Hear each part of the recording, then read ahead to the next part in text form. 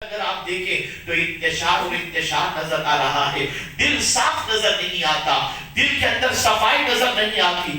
اللہ اکبر، میرے پیارے آقا صلی اللہ تعالی علیہ وسلم کے پیارے دیوانوں، صحابہ کا دل صاف تھا، صحابہ کا دل پاک تھا، صحابہ کے دلوں میں ایک دوسرے کے لیے کتنی محبت تھی میں نہیں کہتا، قرآن کہتا ہے اللہ اکبر، رحماء بینہم، ان سب کے دل کے اندر ایک دوسرے کے لیے مہربانیاں تھی۔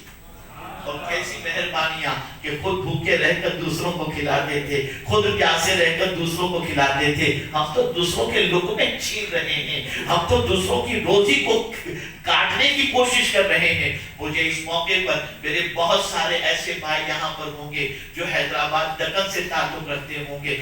حیدرآباد کی سرزمین کے ایک عظیم صوفی اور بزرگ مرزا عبدالشکور بیگ علیہ رحمت و رضوان ماضی قریب میں اس دنیا سے تشریف لے گئے۔ ایک مرتبہ میں ان کے ساتھ بیٹھا ہوا تھا ان کی خدمت میں نے عرض کیا حضور مدینے کی کچھ باتیں سنائیں۔ اللہ اکبر، بڑی پیاری بات ارشاد فرماتے ہیں۔ آپ فرماتے ہیں مولانا میں کیا بتاؤں، 35 سال پہلے کی بات ہے، یہ میں 15 سال 20 سال پہلے کی بات بتا رہا ہوں۔ جب انہوں نے 35 سال کہا تھا تو اب 55 سال پرانی بات آپ سمجھ لیں۔ فرماتے ہیں مولانا اس وقت ایسا تھا میں ایک دوست کی دکان پر بیٹھا تھا مدینہ شریف کے اندر، جس کی کپڑے کی دکان تھی، میں بیٹھا ہوا تھا اس کی دکان کے اندر۔ ایک گاہک آیا اور آنے کے بعد دکاندار سے کہتا ہے بھائی صاحب مجھے یہ کپڑا چاہیے، 5000 میٹر چاہیے، مدینے والوں میں مجھے بانٹنا ہے۔ تو دکاندار کہتا ہے یہ کپڑا تو ہے میرے پاس لیکن میں تجھے بیچوں گا نہیں۔ تو وہ شخص کہتا ہے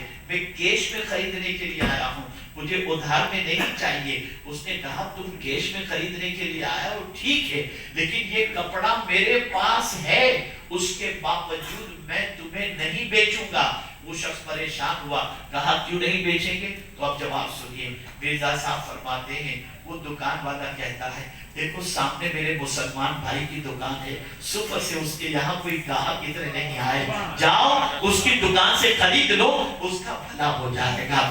جب یہ سوچ تھی تو پوری دنیا میں مسلمان خوش نظر آتے تھے، اور جب لوٹنے کی سوچ آ گئی تو پوری دنیا میں مسلمان آج سوال پذیر تھے۔ ہم کسی کا بھلا نہیں چاہتے، ہمارے دل سے بھلائی کا جذبہ ختم ہو چکا، ہمارا دل اتنا گندا ہو چکا، سیلفش ہو گئے، خود غرض ہو گئے، حریص ہو گئے، لالچی ہو گئے۔ کتے کی بھی لالچ کا معاملہ ہوتا ہے لیکن ہم تو اس سے بھی زیادہ آگے نکل چکے۔ ہمارا حال یہ ہے کسی کو ترقی کی طرف نہیں دیکھ پاتے، جہاں ترقی کی طرف دیکھے دل میں کھوٹ پیدا ہو گئی، یہ کیوں اتنا کامیاب ہو رہا ہے، اس کا دھندا اتنا کیوں چل رہا ہے۔ میرے پیارے آقا صلی اللہ تعالی علیہ وسلم کے پیارے دیوانوں، برا چاہ کر، برا سوچ کر آپ یہ ذہن کے اندر رکھیں کہ آپ اپنی نیکیاں بھی ختم کر رہے ہیں، اور ذخیرہ جو آپ نے نیکیوں کا جمع کر رکھا تھا تھوڑا سا حسد کیا، ساری نیکیاں جل کر کے راکھ ہو گئی۔ تو حسد کرنے کی ضرورت نہیں ہے، اور حسد کا علاج دنیا کے کسی ڈاکٹر کے پاس نہیں ہے۔ اگر دل حسد کی وجہ سے گندا ہو چکا تو اس دل کو حسد کی برائی سے اگر کوئی پاک کر سکتا ہے تو محمد عربی کی محبت پاک کر سکتی ہے، رسول اعظم کی تعلیمات ہمیں پاک کر سکتی ہے۔ میرے پیارے آقا صلی اللہ تعالی علیہ وسلم کے پیارے دیوانوں، سرکار نے صرف کپڑا پاک رکھنے کا حکم نہیں دیا، صرف دل پاک رکھنے کا حکم نہیں دیا، قرآن نے بھی صرف دل اور دماغ، دل اور کپڑے ہی کو صاف رکھنے کا حکم نہیں دیا۔ آپ قرآن کا مطالعہ کریں تو قرآن آنکھوں کو بھی پاک رکھنے کا حکم دیتا ہے، قرآن دماغ کو بھی پاک رکھنے کا حکم دیتا ہے۔ اللہ اکبر، پیغمبر رحمت صلی اللہ تعالی علیہ وسلم صحابہ کرام کے دماغ کو بھی پاک رکھتے تھے۔ اللہ اکبر، رسول اعظم صلی اللہ علیہ وسلم فرماتے ہیں کسی مومن کے لیے برا گمان بھی مت کرو، برا گمان بھی مت کرو، تمہارا دماغ گندا مت کرو برا سوچ کر۔